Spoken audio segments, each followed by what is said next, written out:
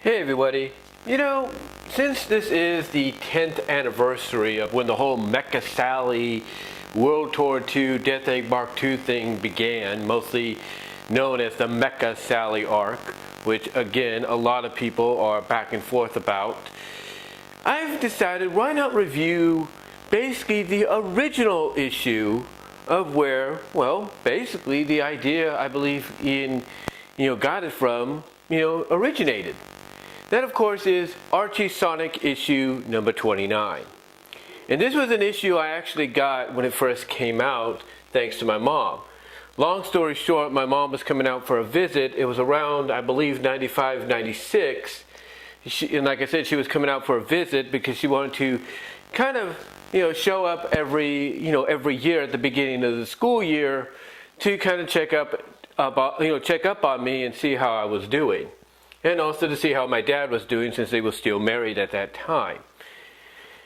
Anyway, she decided to get me the issue along with the 48-page Archie TMNT Adventure Special focusing on Raphael and Ninjara. Anyway, long story short, the main story which I'm going to focus on here is about Sally being roboticized. And you might ask, well, how did this happen? Well, long story short, the issue basically begins with the introduction of Dulce. We see Dulce's debut in this issue. That's right, Dulce, who's voiced by Cree Summer in season 2 of SatAM, makes her debut here in the comic about a year or so after the series, the animated series, I should say, comes to an end, unfortunately. Anyway, she makes her debut, and it's in this issue where her and Sonic, cause one of the hovercrafts of Robotniks piloted by SWATbots to crash. The only thing about this hovercraft, or the stealth craft if you will, is the fact that it not only has SWATbots piloting it, but it contains something very rare, something that, for some odd reason Robotnik had with him, we're guessing in case of an emergency. And that is he had a portable de-roboticizer. Now the characters were the Freedom Fighters, when Sonic and Dulce brought this to them, were kind of surprised by this because I think even they were wondering why he had it. However, Sally, not Sally yet, but they are talking about this and everything. However, Bunny is the one that comes up with an idea. Bunny suggests maybe one of them should go to Robotropolis, get captured, and be roboticized. Now, of course, Antoine at the time is still portrayed as, cowardly Antoine, although we would see about 16 issues later, about a year and a half later, his character developed from that to the point that the one he, gets surprised at who's making the suggestion falls for, that being Bunny. Antoine, as I was just saying, gets shocked by Bunny's suggestion, thinking, oh, he's spying for Robotnik and everything, and Bunny has to tell him, no, I'm not, what are you talking about? But Sally, though, is the one that kind of does calm down the situation and says, whoa. Whoa, hold on, guys. I see where Bunny's coming from, but I'm going to be the one that does it. In other words, what Sally's saying is that she gets the idea that Bunny's suggesting, but instead of allowing any one of them to go through with it, she'll be the one that does it, herself personally. Now, they do note in the issue that Robotnik tried to do this before in the 3-part Princess Sally miniseries. Anyway, long story short, to get to the point here, they go through with the plan. Now Rotor, surprisingly, invents what's known as a Neo Overrider. What the Neo Overrider is originally supposed to do is it's supposed to merge with Sally once she's roboticized. The way it works is he puts it behind her ear, and it will allow her to regain her free will even during robotization. Like I said, basically it will merge with Sally's body or roboticized body and become one with her, allowing her to be, herself, well, basically spying on Robotnik and getting all the information they need before meeting up with the freedom fighters later on to relay the information and maybe get de-roboticized. However, even though everybody is even though Bunny's complimentary about her being brave and Sonic's cool with this and everything, but still kind of worried, he trusts Sally that things should go smoothly, right? Not the case, because even though Sally goes through with this plan and basically allows herself to be captured and everything, and even roboticized, things do go askew. And what I mean by go askew is once Sally is roboticized, it's revealed that the Neo Overrider had fell from her ear. That's right, it came loose and fell. And Snively, was able to tell Robotnik exactly what it would have done. And Robotnik, is a little peeved by this, but then realizes, well, that plan of theirs backfired, so I'm going to have fun with this. And he decides to rechristen Sally Robot Such Number or something like that. And Sally's first words after being roboticized is, "How may I serve you, master?" And it's here where basically, I guess, he's able to probe Sally for the plan of what was originally going to go down. And what happens is that the freedom fighters, basically the underneath Robotropolis, kind of in the sewer area, and they meet up, or they go to an area which is going to be the meetup point. Now, Bunny kind of assures Tails that don't worry, when you see Sally, she might be roboticized, but it'll be still sweet Sally underneath, because he kind of misses her. However, when Sally does meet up, it's not exactly, a warm welcome. Because when Sonic goes to meet up with them, as well in the same meeting place they're supposed to meet Sally, that's when Sonic comes in for ends up running into a shock when he sees that, well, his friends have been captured, and Sally, now under Robotnik's control, tells him to surrender, or his friends will face robotization. And of course, not wanting anything to happen, he does surrender. Robotnik then takes the overrider, smashes it under his foot, saying, hey, basically telling them that your little plan to kind of free her is destroyed, and soon so will your resistance to stop me. And long story short, he has Mecha Sally 1.0, I guess you can call her, take them to the roboticizer room, where they're placed in individual roboticizers. Now, unbeknownst to Robotnik, though, is Dulce is still about. And Dulce decides to go to Robotropolis because she basically has this sense that something might have gone askew, might have gone wrong, and thus she ends up going to Robotropolis, but she brings along the portable de-roboticizer, just in case. And also the fact that she's worried that it's taken away too long for them to return. So when she flies around, Robotnik's main base, in Robotropolis, she looks through one of the windows, mainly the one to the roboticizer room, and sees what she pretty much worried about was going to happen. Basically, all the freedom fighters are in roboticizing tubes, and Robotnik is about to have Sally press the button to roboticize them. Now, throughout this, Sonic's trying to get through to her and say, Sally, don't do this, we're your friends, remember, please remember. And you could tell Sally is fighting it a little bit, where, Sonic yelling to her is kind of getting through to her, where she's like, must roboticize, must obey, and everything, must roboticize, must obey.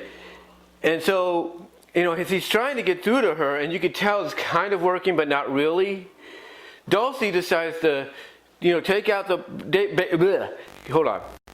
All right, sorry about that, but like I said, Dulce decides to fly through the window. She basically pulls out the portable de-roboticizer that I mentioned she brought along with her, basically reminds herself, or thanks herself for the fact that she brought this just in case the plan failed. And then, like I said, she flies through the window, and just as Sally's about to press the button, she ends up shooting or aiming the portable de-roboticizer device. she aims it at Sally, activates it, and by activating it, she's able to restore Sally to normal. Which, of course, upsets Robotnik, because at first they're caught off by surprise by Dulce's arrival. And then, like I said, as soon as Sally's about to press the button, that's when Dulce at the same time activates the portable de-roboticizer to restore Sally. Snively points out that she's back to normal.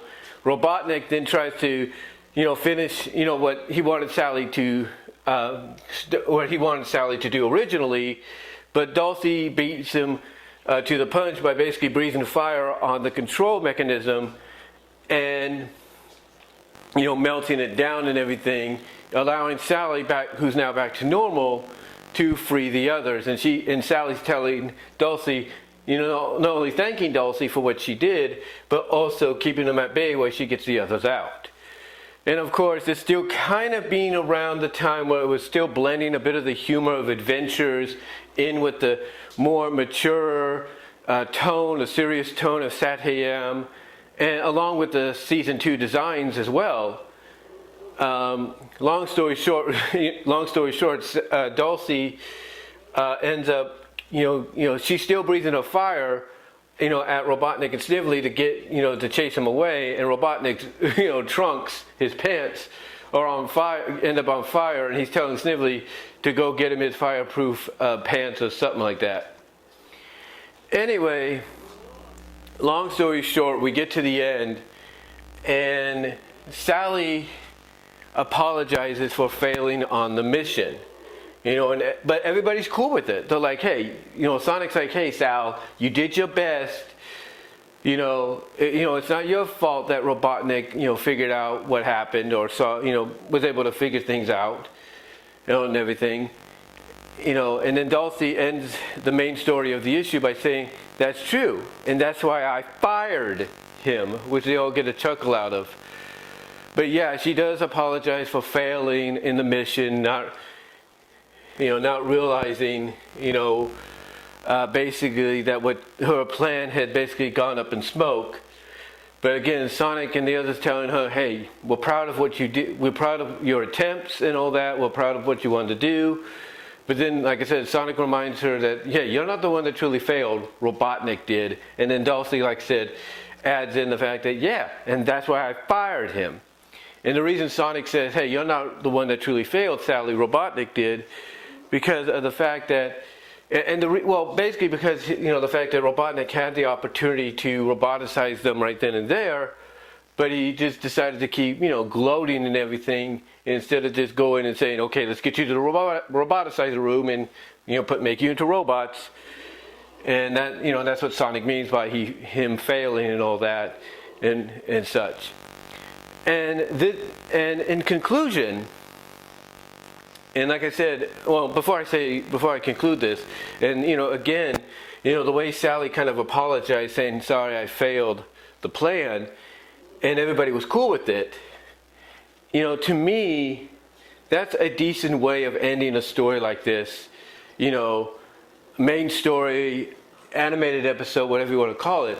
This is the best way to do it, because not only do you actually succeed in putting one of the characters putting all the characters in a situation like this, but you also reaffirm pretty much at the beginning that whatever is going to happen will be undone.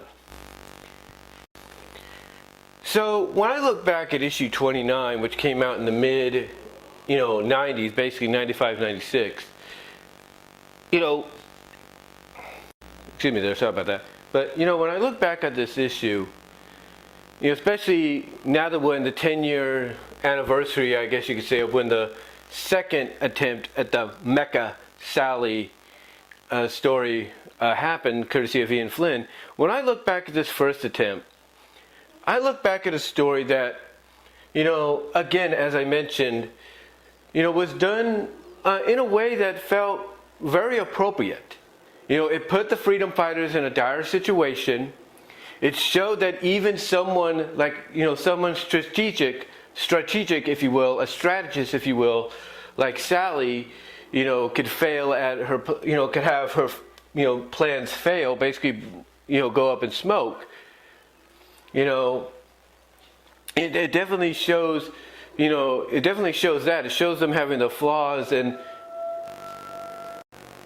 sorry about that. That was the new horn going off. But anyway, the story definitely shows the freedom fighters having the flaws. And even someone like Sally, who's a strategic strategist who comes up with the plans, it even shows that sometimes she could fail at her plans as well. Not realizing that perhaps, going through with it the way she did kind of caused the plan to backfire. Because when you look at, when she's allowing herself to be captured, that basically is what caused, maybe the new overrider to slip a little bit before it finally fell off her body during the robotization, or, before she was roboticized. But again, the way the story is executed, though, is a prime example of, doing a story like this, putting the characters in a dire situation, but also putting in that, pretty much that deus ex machina at the beginning as a possibility, if not basically the legit answer to everything being okay. What I'm trying to say here is, when Ken Penders, and I think he was the one that wrote this story, did this story, he did it in a way that, again, had the potential, if he wanted to continue it, to really be something. But he realized that basically fans still cared about the characters. And the fact that the way he was treating all these issues that he was writing, along with others, was he was treating them, and I think he even said it himself, he was treating them like they were as if they were actual episodes of Sonic SatAM. So imagine, this story, I think it was called Steel-Belted Sally. Imagine this being an episode for a season of Sonic SatAM. This would be something that would really grab your attention. Even though you would know from the beginning of the episode that whatever was going to happen would be undone, it would still grasp your attention. It really would. It makes me go back to Supersonic, okay? In the first season. And Robotnik using the magical device of that wizard to mind control Sally and Bunny to be his lady minions to capture Sonic. My first impression of that was, okay, it's the very first episode they're showing officially. Does this mean Sally and Bunny are going to be under his control for the rest of the season, and Sonic has to go along with the others and every episode try to find a way to get them back? Thankfully they didn't do that, and it was only for that episode. But again, with that direction they went with in Supersonic, it gave you the idea that, anything was possible, and it kept you on the edge of your seat. This here was very similar. What Ken did here was very similar. He treated it like it was an actual episode of Sonic SatAM, and he did it in a way, that, made you kind of like be put on the edge of your seat, wondering whether yay or nay was going to happen. Even though the introduction of the portable deroboticizer at the beginning gave away the outcome, it still made you wonder. It still made you wonder what would happen next. And again, like I said, it did bring up the fact, not just bring up, but showcase the fact that even the freedom fighters, have the flaws, that any plans they could come up with would indeed sometimes, if not very least at that time, but most times, well, basically I'll put it this way. It showed that any plans that they would come up with, whether Sally was coming up with it, Sonic was coming up with it, Bunny, Rotor, Tails, that whatever plans they would come up with wouldn't always be a success, that sometimes they would, backfire on them, just like this did. But when I look at, a story where you roboticize a character, this, along with the Mecha Madness story arc, with Sonic becoming Mecha Sonic, are prime examples of, yes, you can do it. Yes, you can make it happen. Yes, you can make it look like the characters are going to be at the lowest points now because they got to fight their friends. and they don't want to. But you also realize at the end, just by the fact that, oh, well, this is being brought in to, to help serve, what's the word I'm looking for? Help, digest the situation. You know that when that certain, thing is brought in to help digest the situation, that there's also a good chance that things are going to be all right at the end. And when you compare the Mecha Sally arc that Ken did for that one story, the main story of issue 29, and get this, that was half of one issue. And in half of one issue, Ken, despite how you feel about the guy, did a Mecha Sally story correctly, if not better. He got from point A, point B to point C, without any drama, unnecessary, delays, whatever, dragging on. He did it all in one within the pages, or within the first, 11, 12 pages, I think, of the main story of issue 29. Well, Ian Flynn, he decided to drag it out. Again, here's the thing about Ian. Nothing against if he wants to go that route for several issues. But you know what made the Iron Dominion arc so satisfying in the eyes of a lot of folks? Is it only went for a year. Just about a year. And then it was over. Nothing more. Nothing more after that.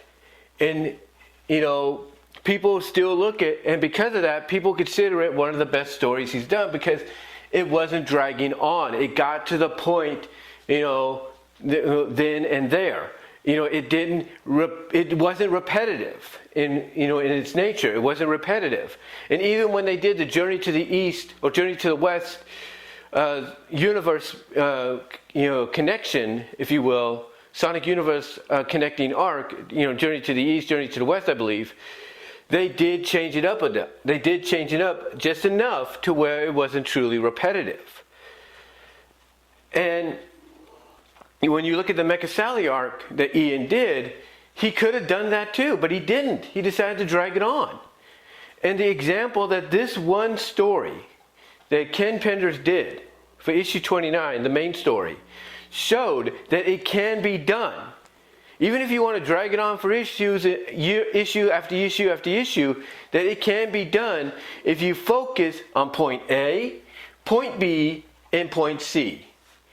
If you focus mainly on all those points, nobody's going to have an issue with what you're doing.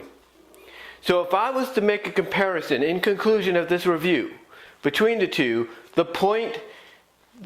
winning total, I'll put it this way, the winning shot, the winning walk-off, grand slam home run, the winning Hail Mary touchdown, believe it or not, goes to Ken Penders. Because when you compare the two, he was able to get done in just 11 to 13 issues what Ken Penders wanted to drag on forever. And he didn't have to. But when you compare the two stories, basically involving Sally being roboticized, everybody mainly will focus and give a thumbs up and favoritism to issue 29 than what we were dealing with from the end of issue 30 up to 247, and along with some of the issues in Sonic Universe as well. They will prefer issue 29 over it, and that's the truth. That is the truth. But let me know what your thoughts are, guys. What did you feel about the steel-belted Sally story in issue 29? How did you like it when you first saw it? How would you compare it between the two? Between what Ian Flynn did with Sally and compared to how Ken Penders handled it. How would you compare the two? Which one do you think pulled it off better? And do you think if Ken wanted to, he could have drugged this on for a couple more issues like Ian did, but Ian doing it for more issues? Do you think Ken could have done it, if not by doing so, done it better or worse? What are your thoughts? Let me know down below in the comment section, as well as in the live chat during the premiere, where super chats and super stickers are open and would be appreciated, guys. Also check me out at my Teespring store. Also check me out at BW Ross's Discussions and all your favorite audio podcast locations except for Pandora. Also check me out at VENMO at BW Roses for content you can't get here on YouTube due to copyright reasons. Also check me out at patreon.com/BW Roses to support me there at the $1, $3 tier. Also check me out at deviantart.com/BVW1979. Also check me out at Venmo at Brian-Warmer-2 to help support me there financially as well. And at Cash App at BW Roses98. But again, guys, let me know what your thoughts are. How do you feel about the, when you compare the two? When you compare the two, you look back at this, the first attempt by Ken Penders was issue 29, and then what you see what Ian Flynn did. Who do you think did the better job overall? And what did you think about the steel-belted Sally story in issue 29 to begin with? How did you feel about it when it first happened? How do you feel about it looking back on it almost, I would say, 26, 25 years later? What are your thoughts overall? Let me know below in the comments as well as in the live chat during the premiere. And I will talk to y'all later. God bless. Take care. I'm out.